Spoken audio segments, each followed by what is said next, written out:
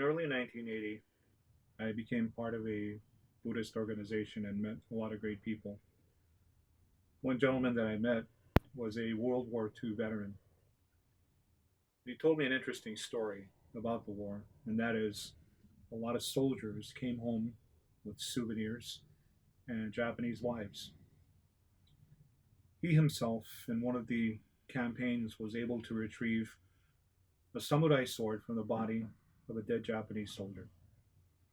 He said it had an exquisite design, and when he took off the sheath and looked at it, it was beautiful. And there were some inscriptions on it in Japanese that he couldn't read. When the war was over and he got home to his house in Hawaii, he placed the sword over his fireplace. It was part of the makeup of the house.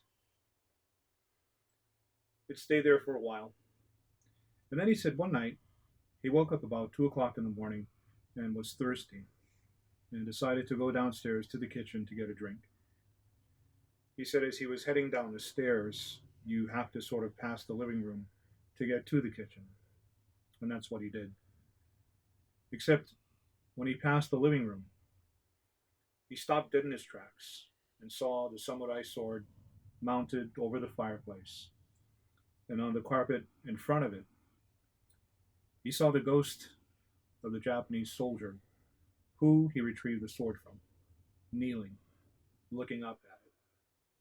He took a step forward and then saw behind the ghost of that Japanese soldier the ghosts of Japanese warriors, which filled up the entirety of his living room. He panicked. He freaked out. He said he had to do a lot of research to find the soldier, who the sword belonged to. But first, he went to go and see a Buddhist priest, wanted his house blessed, and brought the sword to the Buddhist priest, was getting out of the car, held the sword in his hand.